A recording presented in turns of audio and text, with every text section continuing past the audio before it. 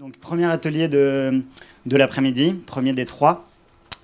En l'occurrence, ici, on va parler d'un thème intéressant qui est assez global. Finalement, c'est la mise en place d'une stratégie carbone au sein du groupe Bouygues et plus spécifiquement Bouygues Bâtiment. Et comment cette stratégie se décline jusqu'à la mise en place d'une contribution carbone territoriale. Donc, moi, je m'appelle Basile et je travaille chez Agotera. J'accompagne plus spécifiquement les entreprises. À partir du moment où elles ont décidé de soutenir des projets, je les accompagne en fait sur le long terme pour que ça se pérennise dans leur contribution carbone de long terme.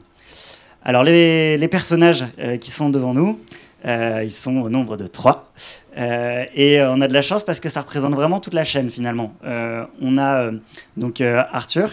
Arthur, finalement, tu es coordinateur climat au sein du groupe Bouygues.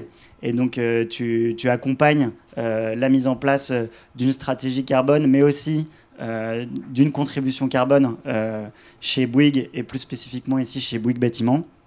Tu auras l'occasion de revenir dessus.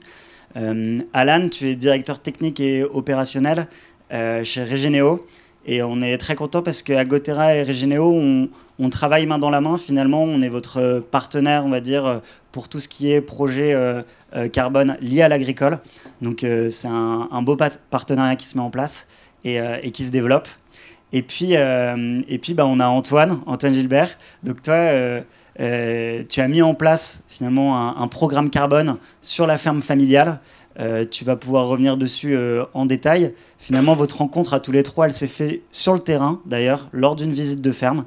Et ça, c'est quelque chose qui nous tient pas mal à cœur chez Agotera, c'est d'emmener les entreprises sur le terrain, voir les projets, rencontrer les agriculteurs et comprendre ce qui est mis en place réellement.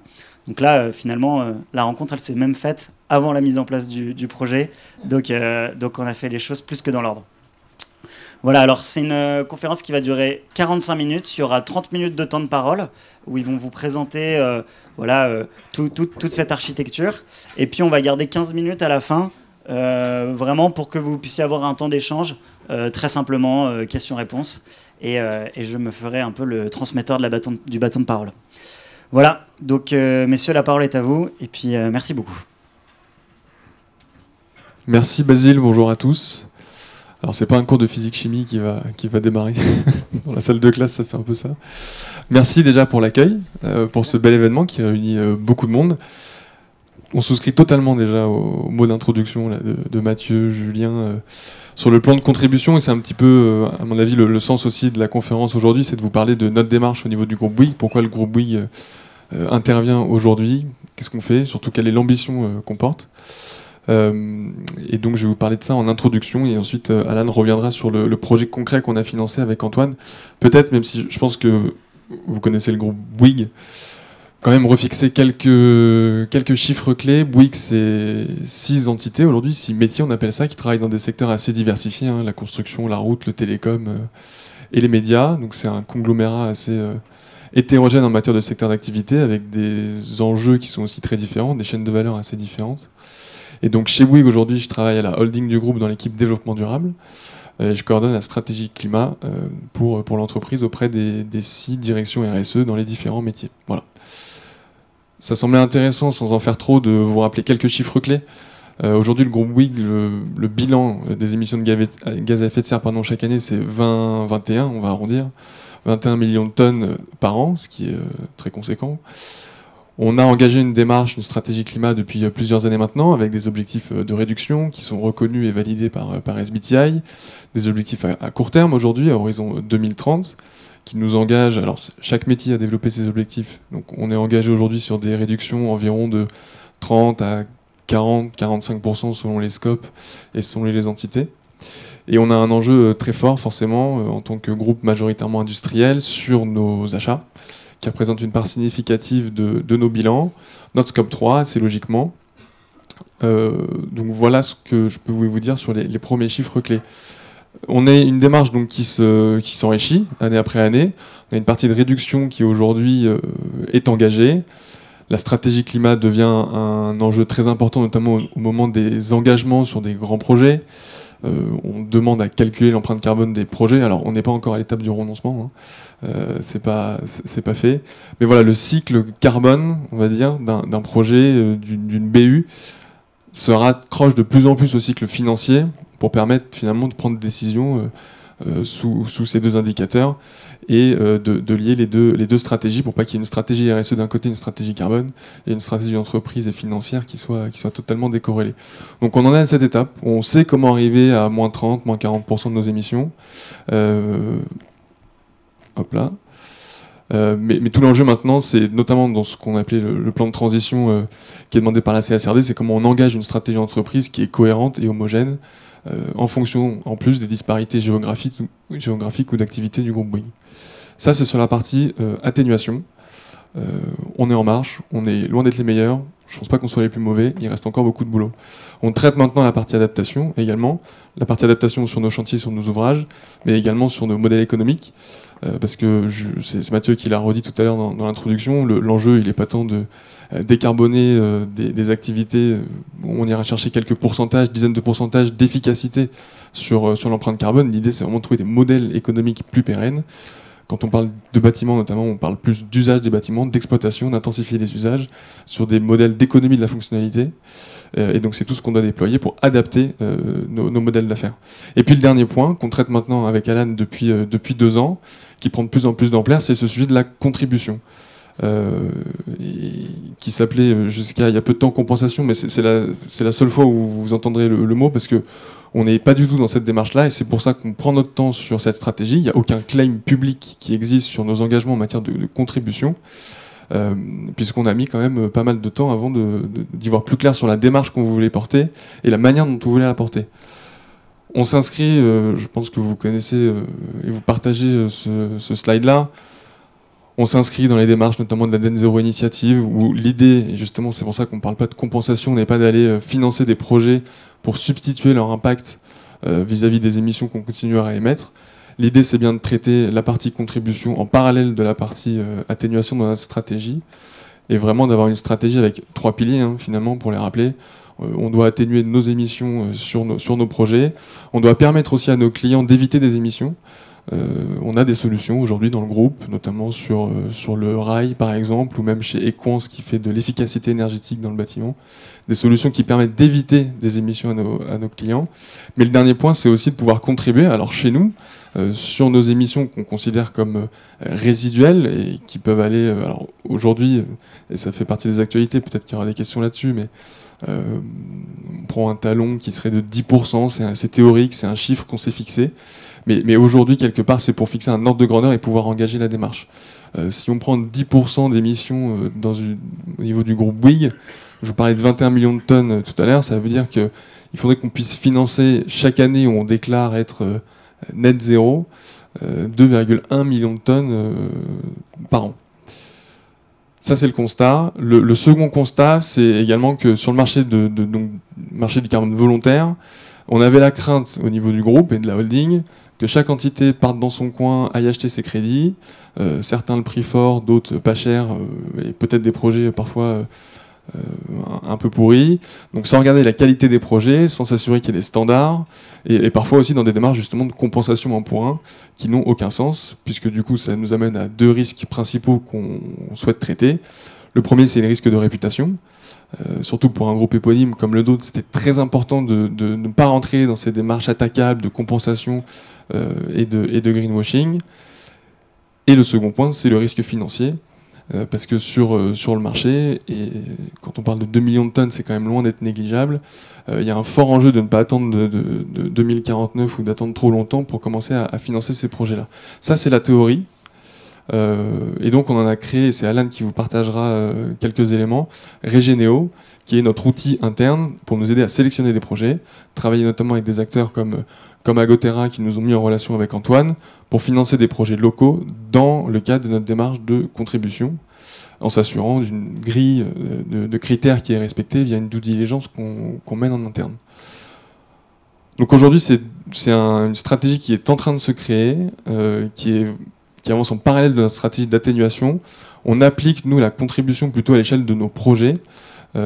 C'est-à-dire que sur un projet, par exemple, immobilier, on va chercher, sans toujours substituer l'impact, hein, c'est vraiment pas l'objectif, à identifier une opportunité, une opération. Alors elle peut être agricole, forestière, ça peut être une renaturation de zones humides, ça dépend des projets qui sont éligibles dans le coin, mais d'identifier une opération locale qu'on va pouvoir financer sur le coût du projet, quelque part, pour répondre à un besoin du territoire. C'est aussi des attentes des collectivités qui nous disent une entreprise privée intervient sur mon territoire, ça m'intéresserait en effet qu'il y ait une partie du financement qui revienne aussi sur une réponse à des enjeux d'adaptation, parce que les solutions fondées sur la nature sont quand même la meilleure solution d'adaptation sur les territoires. Donc voilà, l'idée c'est de sanctuariser tant que possible une partie de l'investissement sur les projets pour pouvoir contribuer à l'échelle locale à des opérations qui permettent de restaurer et préserver les écosystèmes naturels. Très rapidement aussi, notre constat sur cette démarche de contribution, ça a été de dire qu'on ne va pas rentrer sur ni du 1 pour 1 au niveau des actions qu'on va financer, ni dans un mono critère carbone, un tunnel carbone, qui parfois, selon les méthodologies, a quand même démontré qu'on pouvait arriver à des contre-exemples. Donc l'idée, c'est vraiment d'avoir un regard exhaustif sur le choix de nos projets. Pour ça, Regenéo nous aide en intégrant d'autres enjeux sur la biodiversité, sur l'eau, sur le carbone. On le voit d'ailleurs de plus en plus sur la biodiversité. Ça devient, même si toujours ce débat sur la manière de le quantifier, etc., on est très regardant notamment sur le label bas carbone, sur les co-bénéfices en matière de biodiversité. Et on sera prêt à financer des projets plus chers s'ils ont des co-bénéfices importants en matière de biodiversité, même pour un nombre de tonnes identique. Donc c'est le premier aspect que je voulais vous partager sur cette slide-là. Et puis le second aspect, où là on est toujours c'est un processus qui se développe, mais on considère, et c'est l'ambition qu'on porte au niveau de la holding, qu'une entreprise doit contribuer à son échelle à restaurer, à préserver les écosystèmes. C'est un peu ce qui a été dit tout à l'heure, c'est-à-dire qu'il y a un coût de cette transition. Là, on prend notre part quelque part sur le coût de nos projets. Il faut qu'on puisse systématiser l'intégration d'une contribution climat qui permet de restaurer le territoire local. Je vous ai parlé du 10% aujourd'hui qui nous permettrait éventuellement, alors une grosse hypothèse, on arrive à faire moins 90% de nos émissions, on n'y est pas, mais qui nous permettrait éventuellement d'arriver à la neutralité nette que vous voyez en bleu. L'idée derrière, rien ne nous empêche de potentiellement aller plus loin et d'être sur des modèles plus contributifs, plus régénératifs, le mot revient de plus en plus, et de pouvoir proposer des solutions sur lesquelles les 10% ne sont plus une limite, tant qu'on ne substitue pas l'impact de ce qu'on fait vis-à-vis de ce qu'on a émis. Donc potentiellement de trouver des solutions qui apporteraient un bénéfice.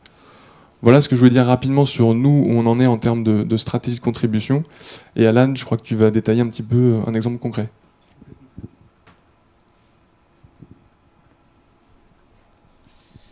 Merci Arthur. Merci à Gotera également pour l'organisation de ce 3e Carbon Connect. J'avais eu l'occasion de participer au premier dans le Schnorr et on voit qu'on est de plus en plus nombreux, donc c'est assez motivant. Et merci beaucoup pour nous laisser prendre aussi la parole et présenter cette approche qui est Regenéo.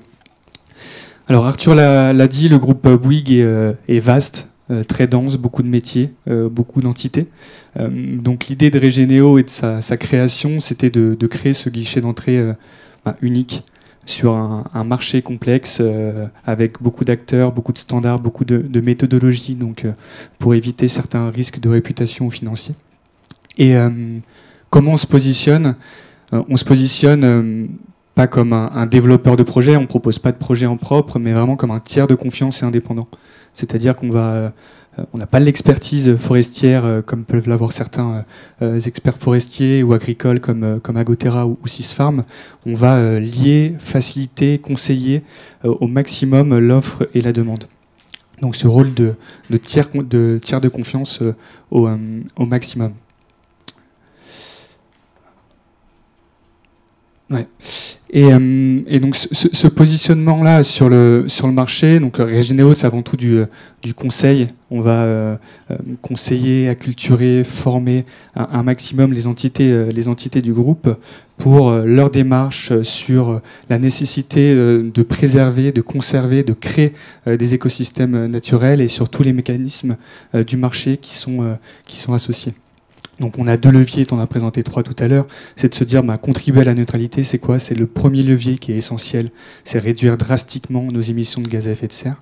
Mais en simultané, et ce second levier qu'on porte chez Regenéo, c'est de se dire il faut conserver et booster la capacité de nos puits de carbone naturels tout en contribuant à la biodiversité locale. Et c'est vraiment la raison d'être et l'objectif, en tout cas principal, que Regenéo s'est donné. On s'est dit que ce positionnement-là sur le marché aussi était assez intéressant de tiers de confiance et qu'on peut proposer aussi à l'externe, pour le coup, qui est une source en tout cas de conseils et de facilitateurs climat et biodiversité, qui était notre ancien nom qu'on a décidé de raccourcir en Regenéo. L'un des atouts aussi de Regenéo et qu'on peut apporter dans le groupe Bouygues, c'est ce côté aussi diversification, c'est de proposer des portefeuilles de projets diversifiés. Donc on est en contact avec des développeurs de projets, dont Agotera, concernant le secteur agricole. C'est de se dire on va proposer des portefeuilles de projets qui sont diversifiés, résilients, et avec un mot d'ordre sur des solutions qui sont fondées sur la nature.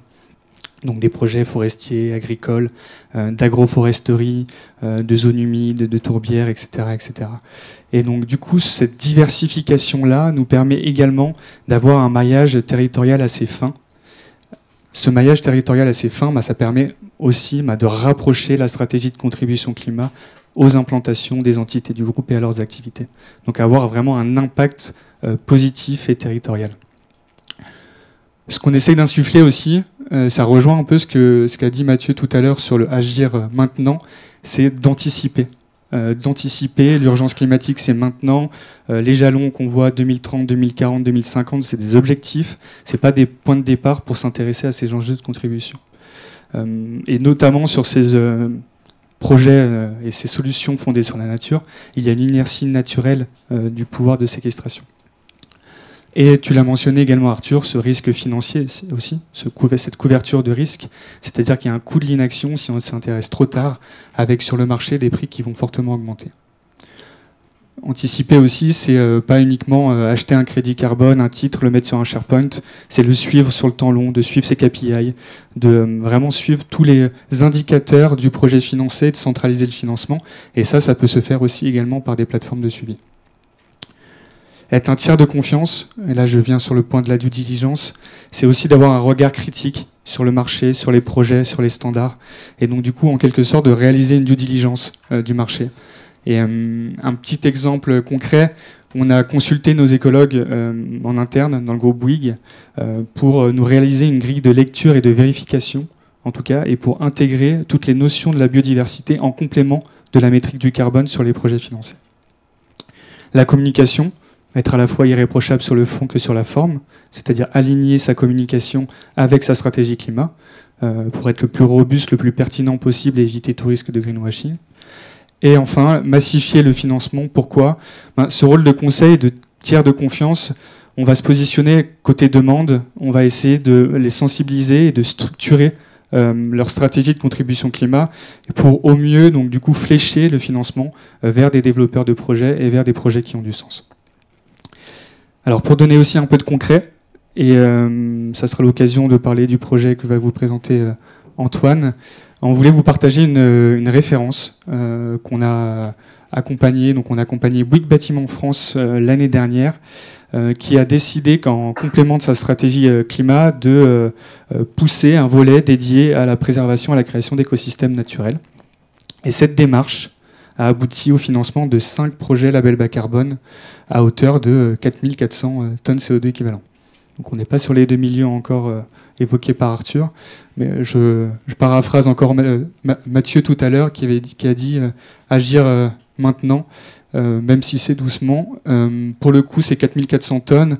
Pareil, pour éviter de faire du 1 pour 1, ça correspond grosso modo au talon incompressible projeté de Bouygues Bâtiment France, donc à 2 années d'incompressible, donc de ce 2200 tonnes CO2 équivalent par an. Et si je rejoins la diversification dont j'ai mentionné tout à l'heure, parmi le cahier des charges qu'on a co-construit avec eux, cette diversification était au sens en fait de cette création de portefeuille avec des typologies de projets qui étaient différents et pour respecter aussi le maillage territorial de Bouygues Bâtiment France et pour couvrir les 5 entités de Bouygues Bâtiment France. Donc du coup, si je fais un petit tour de France et des projets financés pour résumer rapidement, je peux commencer par le territoire du Grand Ouest où on a participé au financement de haies bocagères, d'implantation de haies bocagères sur une parcelle agricole bio en Mayenne qui favorise notamment donc, les continuités écologiques et est une zone de recueil pour la biodiversité. Donc tout ça c'est du label bas carbone avec des co-bénéfices qu'on a essayé de pousser et mettre en avant au maximum. Au centre sud-ouest, on a un projet de reboisement dans le Tarn avec l'un de nos partenaires aussi qui est présent dans la salle Reforestation. Pour le coup, donc un projet donc, de reboisement suite à une parcelle qui avait été ravagée par du stress hydrique. Si je reste dans la même thématique du reboisement avec un autre partenaire sur le territoire nord-est, donc en Haute-Saône, on a participé au financement d'un projet pareil, donc ravagé par du stress hydrique et par des scolites et avec une restauration pour le coup d'une tourbière sur la parcelle. Et les deux derniers projets, donc qui sont des projets Agoterra, ouais, tu peux passer. Donc le premier donc dans l'Ain où le principal levier c'était la réduction d'engrais azotés sur la zone pour notamment donc améliorer la qualité de l'air et la qualité de l'eau de la parcelle. Et le dernier projet donc sur le territoire de Bouygues Bâtiment Île-de-France en Seine-et-Marne où je vais laisser la parole à Antoine qui vous l'expliquera mieux que moi. Merci beaucoup.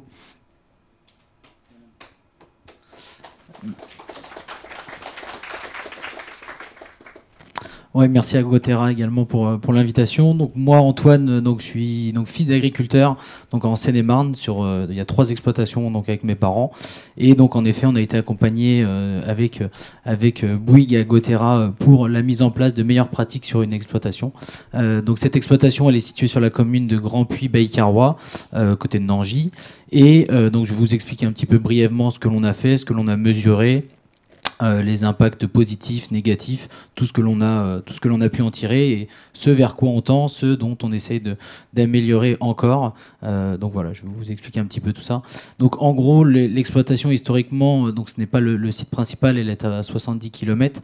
Donc on était avant dans un système qui était très simplifié, historiquement avec beaucoup de travail du sol. Du labour avant toutes les cultures de printemps, très peu de couverts végétaux et une quantité d'engrais azotés consommés qui était la moyenne des 10 dernières années. On s'est inspiré, alors j'ai réussi à convaincre mon père de 64 ans, c'était quand même pas évident de passer à un changement. On a transité vers donc, des pratiques d'agriculture régénérative. Agriculture régénérative, c'est un grand mot qu'on entend un petit peu tous, mais derrière, on n'a pas forcément notion de piliers qui peuvent y être associés. Donc en l'occurrence, nous, tel qu'on l'a interprété sur l'exploitation et tel qu'on l'a mis en place, c'est basé sur 3 principales choses. Un qui sont l'allongement de la rotation, de faire revenir les cultures moins régulièrement pour limiter les mauvaises herbes, pour limiter les maladies, etc.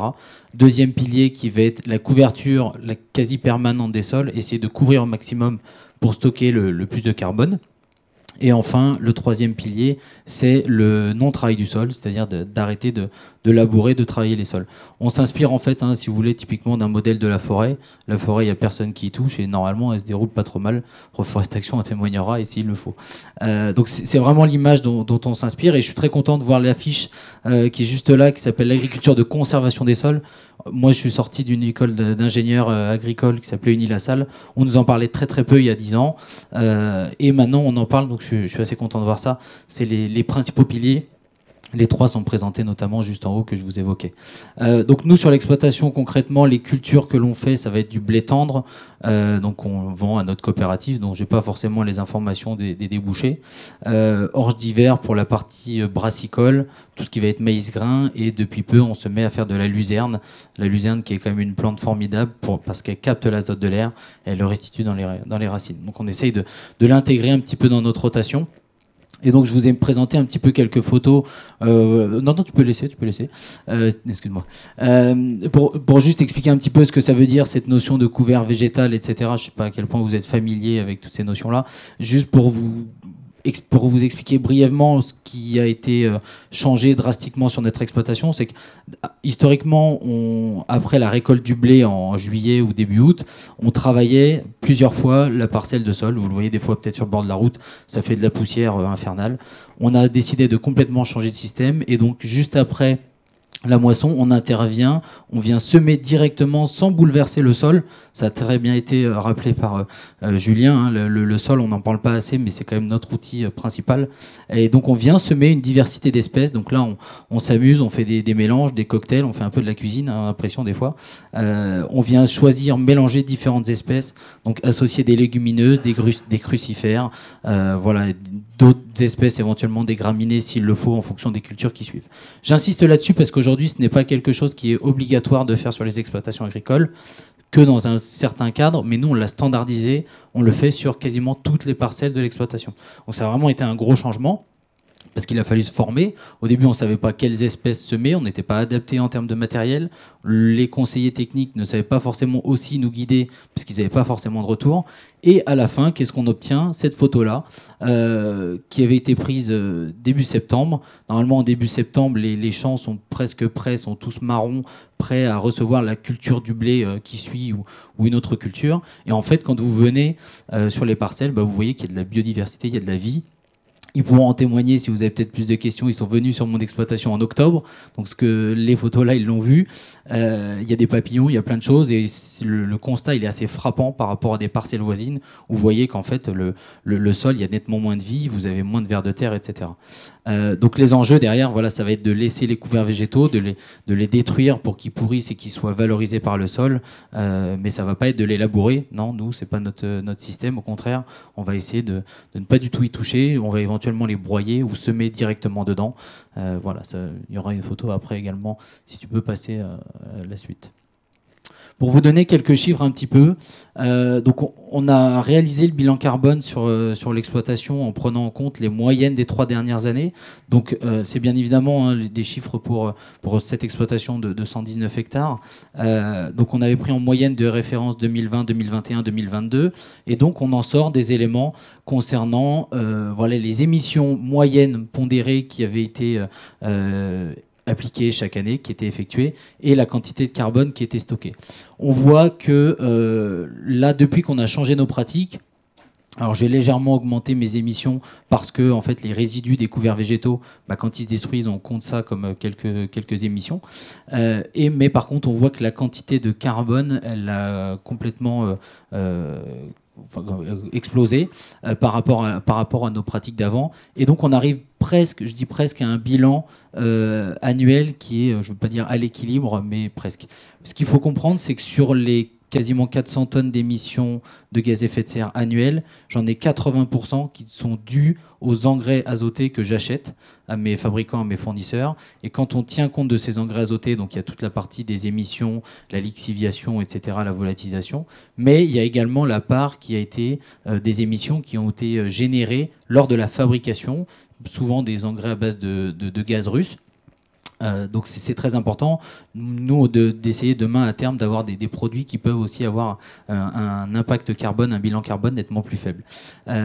Mais c'est ce qu'on recherche. On aimerait bien tendre vers du positif ou de la neutralité, voire de l'impact positif. Et donc je vous ai mis quelques photos aussi parce que vous devez vous dire mais comment est-ce qu'on mesure le carbone, etc. Donc il y a plein de choses qui sont analysées. On tient compte des rendements de toutes les cultures parce que nos cultures, en fonction de la quantité qu'elles vont produire, on va pas du tout avoir le même retour au sol de résidus. Et on fait exactement ce travail-là sur la partie des couverts végétaux, où vous voyez, on fait des pesées, ce qu'on appelle des pesées de biomasse. On va venir couper sur 1 mètre carré toute la biomasse aérienne qui a été générée, qui a été produite. On rentre ça dans un outil, ça nous donne la matière sèche et le carbone, et qui dit carbone dit ensuite CO2. C'est pour ça qu'on met tout à l'équivalent CO2. Sur l'exploitation, on a analysé 3 principaux gaz à effet de serre, le méthane, le protoxyde d'azote et le CO2 dû au combustible. Donc les leviers, je vous les ai brièvement expliqués. Donc voilà, donc c'est un arrêt total du travail du sol, surtout qu'on est dans des terres qui sont très argileuses, donc historiquement c'était très travaillé avec du drainage. L'augmentation de la surface des couverts végétaux, c'est ce que je vous disais également, c'est qu'on a standardisé entre quasiment toutes les cultures, on met désormais en place des couverts végétaux, et non seulement on l'a augmenté en surface, mais on travaille également sur la biomasse de ces couverts végétaux. Avant, mon père, pendant 20 ans, il le voyait comme une contrainte où il fallait absolument pas que ça se développe, et dès qu'il y avait une réglementation de sécheresse ou quoi que ce soit pour ne pas les semer, il ne le semait pas. Et maintenant, ça a été complètement, c'est le cœur de notre système. Voilà. Et on essaye de modifier un un petit peu notre assolement pour tendre vers moins d'utilisation de ces d'engrais minéraux, de moins être dépendant de l'extérieur. En termes de qu'est-ce que ça représente le financement, donc cette année ça a représenté à peu près 8 000 euros d'accompagnement sur la campagne 2023. Donc les chiffres que je vous évoque, voilà, c'est bien le mesurer sur ce qui a été fait, effectué sur la campagne culturelle précédente. Et donc on va venir mesurer chacune des années ce que j'aurais réalisé pendant les 4 prochaines années restantes, pardon. Donc on bénéficie du soutien notamment de Bouygues sur toute cette partie-là. Tu peux passer à l'image d'après. Je voulais vous faire un petit retour de qu'est-ce que j'en ai tiré de bien, de pas bien, où sont les difficultés, pourquoi ça se fait pas plus. Donc clairement, ce qu'on a pu constater sur le portefeuille direct, c'est la réduction de la consommation de nos carburants. On a réduit d'à peu près 40% sur les 3 structures. On a vu une très très forte amélioration de la qualité de nos sols, de la portance de nos sols, c'est-à-dire que le sol n'est plus du tout travaillé. Il est travaillé uniquement par les racines des cultures principales et les racines des couverts végétaux. Et en fait, on l'a constaté là dès ce printemps qui était très humide pour intervenir dans les parcelles, où en fait nos voisins, ils n'arrivaient pas à accéder dans les parcelles puisqu'ils avaient complètement travaillé, la vie du sol était complètement déséquilibrée. Et nous, on passait très bien. Il y a même des endroits où on a dû repasser parce qu'on n'arrivait pas à voir où est-ce qu'on était passé. Le contraste était quand même assez marquant, assez impressionnant. J'ai même des photos et des vidéos que j'aurais pu mettre. Diminution du temps de travail, c'est ce que je vous expliquais. On ne déchaume plus les 2, 3 fois ou des fois même 4 fois pour des voisins à l'été. Nous, on va juste semer les couverts végétaux. On part en vacances 15 jours. On revient, on espère qu'ils ont bien poussé. Idéalement, qu'il peut y avoir un petit peu d'eau qui les a aidés quand même à germer. Et on vient à la fin, donc c'est ce que je vous expliquais, c'est notamment la vidéo à droite, enfin la photo à droite, c'est là je viens semer une culture principale, donc une culture de vente dans mes couverts végétaux. Et donc cette année où ça avait été effectué, il avait plu d'ailleurs une très forte quantité d'eau juste après. On le voit, on connaît, hein, l'érosion des sols, c'est très problématique. Par chez nous, ça ne l'est pas parce qu'on est sur des parcelles complètement plates, mais le sol, il est complètement protégé grâce à tous ces résidus et l'eau va parfaitement bien s'infiltrer. Donc la biodiversité, ça, je vous dis, on le voit, on le constate, il y a beaucoup plus de vers de terre, bien plus d'abeilles, d'insectes, etc. Pour le moment, je n'ai pas mis en place de métriques sur l'exploitation pour le suivre. C'est des choses sur lesquelles on veut essayer de s'améliorer prochainement. Pour le moment, on y va pas à pas. Comme je vous dis, la transition ne se fait pas du jour au lendemain, mais on avance à notre vitesse. Maintien des rendements, je voulais l'expliquer, ça fait souvent partie des questions de se dire, est-ce que oui, mais souvent on dit il y a moins de rendement, etc. Alors, chez certains peut-être, chez nous ça n'a pas été le cas. Oui, il y a eu des parcelles où on a fait un petit peu des bêtises et on l'a vu, mais en tout cas, si on est bien formé, on peut tout à fait réaliser une transition en maintenant les niveaux de rendement. Et même, je dirais, alors cette année, c'était un petit peu particulier sur le maïs de l'année dernière. On a fait mieux que certains voisins et ça nous a coûté moins cher à faire. Donc, c'est la finalité qui est complètement recherchée. Je ne généralise pas ça, c'est peut-être pas forcément le cas chez tous les agriculteurs. Les types de sols, les pratiques, les outils à disposition sont complètement différents. Il y a une grande variabilité en France, mais en tout cas dans notre cas, on n'a pas constaté de baisse de rendement. En revanche, il y a quand même des problématiques. Le coût de la transition, rien que le semoir que vous voyez, ça a été quand même un investissement d'un peu plus de 120 000 euros. En fonction du contexte, il faut pouvoir quand même l'assumer. C'est pas malheureusement les prix de la ferraille sont jamais au rabais et d'autres choses également dont on témoigne de difficultés, c'est quand même la gestion des ravageurs, que ce soit les mulots, les campagnols, les limaces, qui en effet, vu qu'on ne touche plus au sol, on favorise leur habitat, on ne détruit plus leurs habitats, mais on constate qu'il y a d'autres animaux, les prédateurs, les renards, etc., les aigles qui viennent dans les champs. Donc on essaye de pas bouleverser tout ça, mais ça a quand même un léger impact de temps en temps sur nos cultures. Le manque de connaissances, c'est ce que je vous disais également. Alors c'est pour ça que je vous disais que je suis content d'avoir vu l'affiche. On n'est pas formé en tant qu'agriculteur ou très peu conseillers formés. Il y a de plus en plus de conseillers indépendants, donc c'est très bien pour nous accompagner là-dedans. Mais les premières questions qu'on avait auprès de notre coopérative et de notre négociant, ils ne savaient pas nous répondre plus que nous. Donc ils se sont formés avec nous et désormais on a un petit peu plus d'éléments sur ces sujets-là. Je fais un peu une généralité, la connaissance on l'a depuis on va dire un peu moins de 10 ans, mais c'est très faible en historique par rapport aux 50 ou 100 dernières années de l'agriculture. Donc voilà, c'était un petit peu les principales choses que je voulais vous présenter, vous témoigner qu'on a mis en place sur l'exploitation et qu'ils pourraient vous témoigner qu'ils ont vu également de leurs propres yeux. Voilà.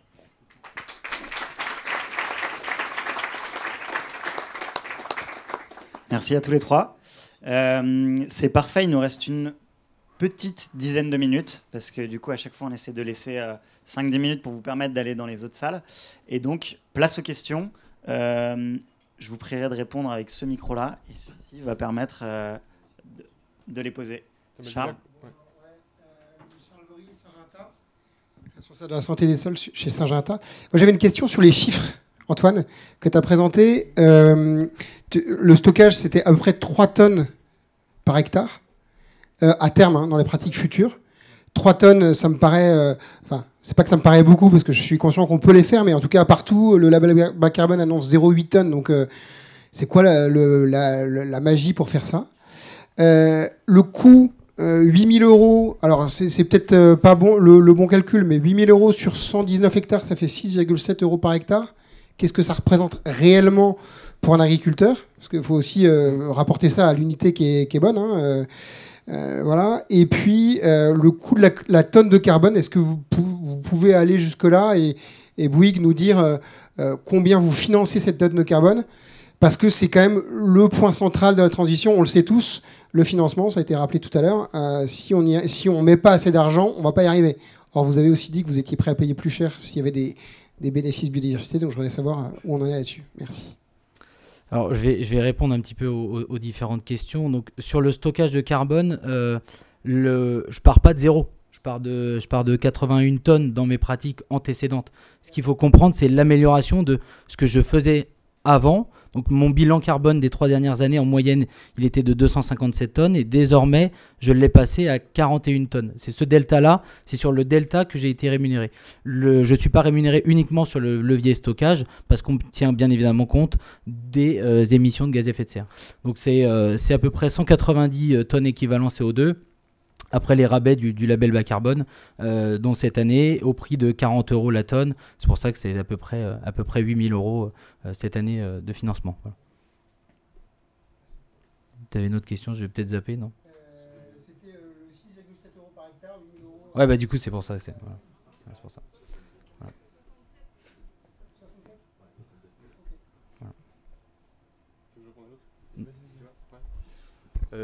Pardon. Non, sur le coût qu'on est prêt à payer. Vous m'entendez bien ? Oui. Il y a 2 réponses. Il y a la réponse corporate que je vais vous faire, et puis après, il y a le reste. Non, sur la réponse corporate, aujourd'hui, ces projets-là, il me semble qu'on les a financés à hauteur de 50 ou 55 € la tonne. Ce qu'on regarde en premier côté régionaux, tu pourras compléter, Alan, si besoin, mais c'est déjà, est-ce qu'on répond à un enjeu local vis-à-vis soit de l'implantation d'entreprise, soit le projet sur lequel on veut venir adosser un projet carbone et biodiversité.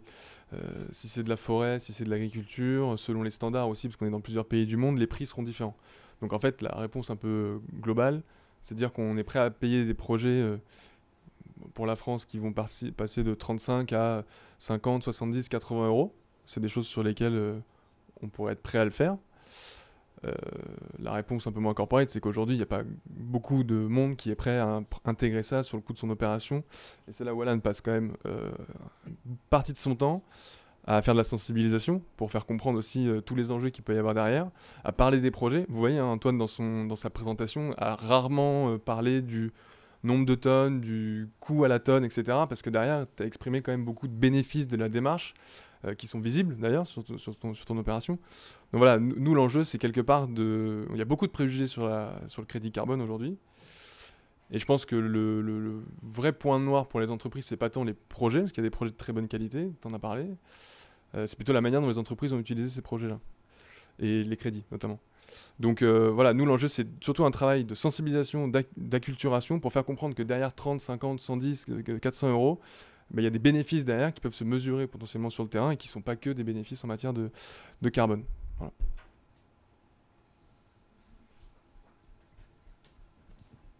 Ouais, Sébastien Méridiam, ici devant. J'avais une question en fait sur j'ai bien compris la différence de concept entre contribution et compensation, mais finalement la slide où on voyait que les émissions résiduelles baissaient jusqu'à 10% vers le début. Les émissions nettes, en fait, en bleu là, on voit que c'est les émissions résiduelles moins les émissions négatives qui sont de la contribution. Donc finalement, en quoi ça, c'est pas de la compensation ?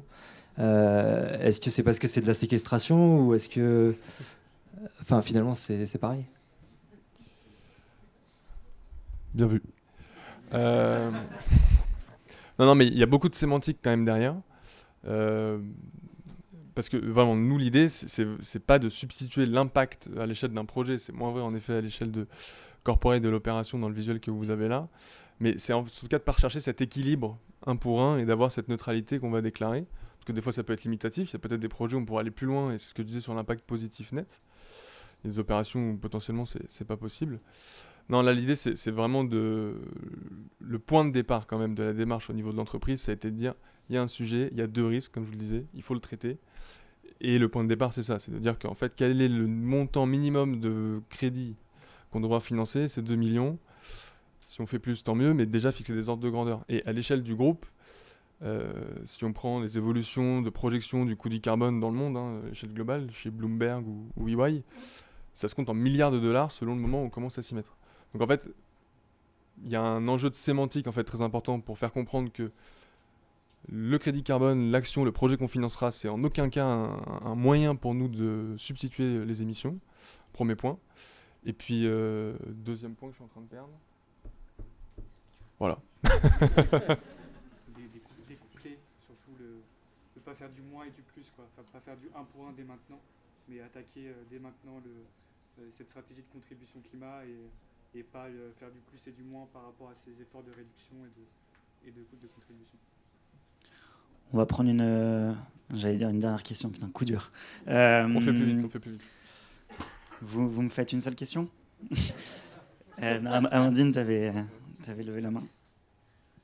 Merci. Amandine, groupement Astre, ça va ouvrir peut-être le débat. Donc, vous avez parlé, Arthur, des co-bénéfices. Voilà. Donc tout ce qui est biodiversité, eau aussi. Est-ce qu'il y a d'autres travaux que vous engagez par rapport à d'autres limites planétaires qui pourraient vous concerner? L'artificialisation des sols, je pense, par exemple. Oui. Mais d'ailleurs, c'est un très bon point, je rebondis. Enfin, on prend tout. Je fais une réponse très rapide. C'est pour ça aussi que dans la contribution climat et biodiversité, nous, Régénéo, on le voit aussi comme un outil pour faire sortir les gens un petit peu sur le terrain et de pouvoir aller visiter la ferme d'Antoine. Pour nous, je pense que ça a été hyper intéressant. L'idée, c'est que demain, les collaborateurs de Bouygues, Bâtiment France, puissent se rendre compte, créer du lien avec ce monde agricole pour se rendre compte des enjeux. Ça, c'est le premier point. Le second point, c'est qu'on soutient également l'Organisation for Biodiversity Certificates qui s'est lancée. Parce qu'on a la volonté aussi de pouvoir valoriser ce qu'on fait en matière de biodiversité. On voit que c'est très complexe, il y a beaucoup de normes, de cadres plutôt qui sont en train de se créer, nationaux, internationaux. Donc oui, on est très en veille sur ce sujet-là pour que le jour où il y a un cadre de référence qui fait un petit peu foi, qui est reconnu, on puisse valoriser ces actions-là. Voilà, de manière assez brève. Synthétique. On s'offre une dernière question et après il faudra passer à... C'est dur là. On a dit qu'on a fait ce côté-là. Hop. Voilà. Puis ça fait la parité. Moi j'ai une question de la place des projets, des méthodes qui ne sont pas encore labellisés. Moi je travaille pour les alchimistes. On collecte des biodéchets, on en fait du compost et on le retourne massivement dans le sol. C'est très récent que les biodéchets sont ramassés de manière massive. Je parle des déchets de table. C'est aujourd'hui un produit qui est bon pour le stockage de carbone dans le sol. En revanche, ça figure dans aucune des méthodes. Et le temps qu'on arrive à avoir une labellisation carbone sur ce genre de méthode, ça prendra du temps. Or, c'est un produit qui est déjà là, qui retourne dans les terres et qui crée un vrai co-bénéfice à la fois carbone et rétention d'eau, etc. Quelle est la place de ce genre de méthodes et de projets qui ne sont pas encore labellisés pour des financements comme vous voulez le faire sur des projets labellisés? Non, mais très bonne question. On a une limite aujourd'hui, c'est donc déjà le marché est très complexe, donc tout le travail de Régénéo, d'Alan, c'est de rester en veille assez dynamique et puis de comprendre toute l'étendue des possibilités, soit des projets standardisés ou pas. On l'a peut-être pas précisé, mais aujourd'hui on se focalise uniquement sur des solutions fondées sur la nature en removal, en séquestration. On n'est pas tant sur des projets d'avoidance. Ça arrivera peut-être, mais en tout cas aujourd'hui on démarre assez simple. Et non, on a une difficulté, et clin d'œil notamment à Tomao, c'est qu'on a du mal en tant que grande entreprise à financer des opérations qui ne sont pas reconnues par un tampon, par un label, par SBTi, malgré qu'elles ont potentiellement plus de bénéfices et de co-bénéfices que des démarches qui sont standardisées ou des méthodes qui sont très cadrées, qu'on a du mal à faire évoluer et qui parfois sont mal nées. Donc c'est un peu une limite aujourd'hui de notre approche, c'est qu'on est sur des projets qui sont essentiellement labellisés. Merci. Bon, sachez qu'à la fin de l'après-midi, il y a un temps networking où vous pourrez poser toutes les questions que vous n'avez pas pu poser. Je suis vraiment désolé que le temps soit limité. Et donc, je vous invite à vous mettre en mouvement vers le prochain atelier dans lequel vous êtes inscrit.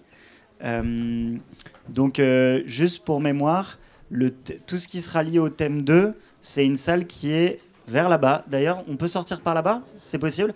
Donc si vous allez vers le thème 2, vous pouvez sortir directement par là-bas. Et puis, pour ce qui est du thème 3, c'est dans le grand amphithéâtre de tout à l'heure. Merci à tous.